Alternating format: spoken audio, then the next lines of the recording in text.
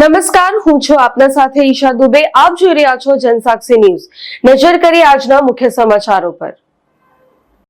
Bharatiya Janata party દ્વારા જીઆઈડીસીમાં આવેલ આદર્શ નિવાસી શાળા ખાતે સંવિધાન દિવસ અંતર્ગત બાળકોને સંવિધાન અંગે માર્ગદર્શન મળી રહે તે માટે કાર્યક્રમ યોજાયો હતો, જેમાં અનુસૂચિત જનજાતિ મોરચાના પ્રદેશ મંત્રી દિનેશભાઈ રોહિત, અંકલેશ્વર નગરપાલિકાના પ્રમુખ લલિતાબેન રાજપુરોહિત, જીઆઈડીસી નોટિફાઈડ એરિયાના ભાજપના પ્રમુખ જય તેરૈયા, શહેર ભાજપના પ્રમુખ ધર્મેન્દ્ર પુષ્કરણા ઉપસ્થિત રહ્યા હતા અને બાળકોને સંવિધાન વિશેની સમજણ આપવાની સાથે મુખ્ય હેતુઓ પણ સમજાવ્યા હતા।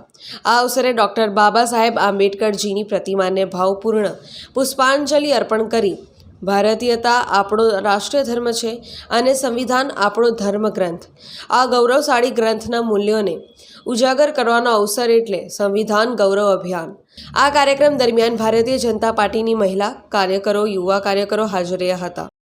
આજરોજ અંકલેશ્વર જીઆઈડીસી ખાતે અંકલેશ્વર નોટિફાઈડ એરિયા ભાજપ મંડળ તેમજ અંકલેશ્વર નગર ભાજપ મંડળના સંયુક્ત ઉપક્રમે બંધારણના ઘડવૈયા શ્રી બાબા સાહેબ આંબેડકરજીને સાચી શ્રદ્ધાંજલિ સ્વરૂપે ભારતીય જનતા પાર્ટીએ સમગ્ર દેશ તેમજ પ્રદેશમાં બંધારણ ગૌરવ દિવસનું આયોજન કર્યું છે। તે અંતર્ગત આજરોજ મેરા બંધારણ મેરા સ્વાભિમાન કાર્યક્રમનું આયોજન અમારા દ્વારા આદર્શ નિવાસી શાળા અંકલેશ્વર ખાતે કરવામાં આવ્યું હતું અને તેમાં તમામ છાત્રાલયના બાળકો તેમજ શાળાના સંચાલકોને જે બાબા સાહેબ આંબેડકરજીએ દેશના બંધારણ માટે પોતાનું જે બલિદાન આપ્યું છે તેનાથી સર્વે બાળકોને માહિતગાર કર્યા હતા અને બાબા સાહેબ આંબેડકરની જે સતત અવગણના થઈ હતી તેના વિષયો લઈ અને આજરોજ બંધારણ ગૌરવ દિવસના એક સફળ કાર્યક્રમનું આયોજન કરવામાં આવ્યું હતું।